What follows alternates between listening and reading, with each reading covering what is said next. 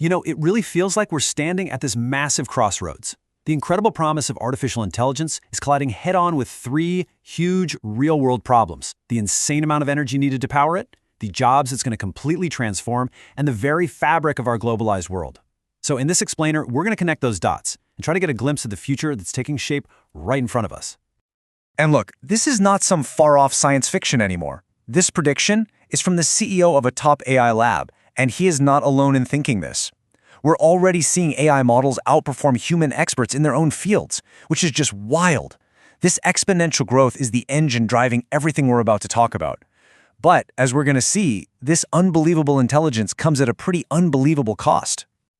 And that brings us to the first huge challenge: power. To fuel this revolution, we're facing an energy demand so big, it could literally reshape our world. Yeah, 10 times. A single AI query can use 10 times more electricity than just a regular old search. Now just think about that for a second. Scale that up across billions of users, an entire global economy running on this stuff. That one little multiplier starts to reveal the massive hidden energy cost of this AI revolution. And that demand is, well, it's staggering.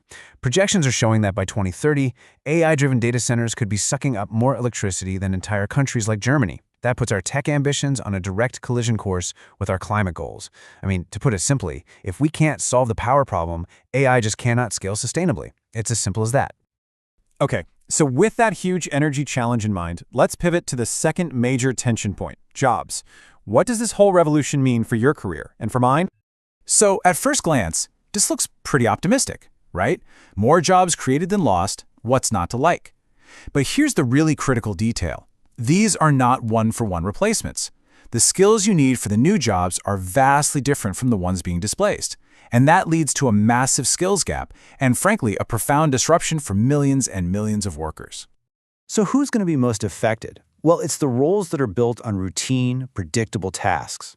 Customer service, data entry, admin support, they are right at the top of the list. Because, let's be honest, AI is just getting better, faster, and a whole lot cheaper at doing these kinds of things.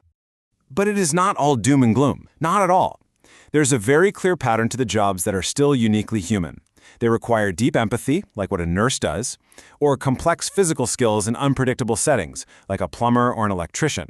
Or, and this is a big one, they require high-stakes ethical judgment, like a first responder. These are the skills that, at least for the foreseeable future, are pretty resistant to automation.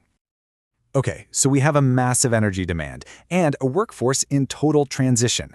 But these two things, they don't exist in a vacuum. They're happening on the global stage, and they're seriously challenging a core belief many of us have held for decades about how the world works. For years, the big idea was that technology made the world flat, that distance just didn't matter anymore. But you know what? The actual data tells a very, very different story. The reality is something that strategist Pankaj Gamawat calls semi-globalization.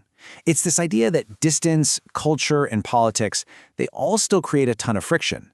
The world isn't flat. It's more like a complex and bumpy landscape where national borders still matter a lot. So this brings us to the final piece of the puzzle. We have this super intelligent AI that's demanding huge amounts of power. We have a workforce in the middle of a historic transition, and it's all happening in a global system that is way more fragmented than we thought. So the big question is, where could all of this possibly be headed? So how can we even start to make sense of where all these pressures are taking us? Well, a framework from the World Economic Forum actually gives us a really powerful tool to help map out the possibilities. So this framework maps out the possibilities along two key axes: how freely do goods move, and how freely does data move. And this gives us four potential futures. First, you've got Globalization 5.0, which is a totally reconnected world. Then, analog networks, where physical trade keeps going, but the internet splinters into national or regional blocks. Digital dominance is the opposite, a seamless global internet, but with supply chains that are super localized. And finally, the autarkic world, which is where both physical and digital borders just slam shut, leading to total fragmentation. These aren't just abstract scenarios in a report.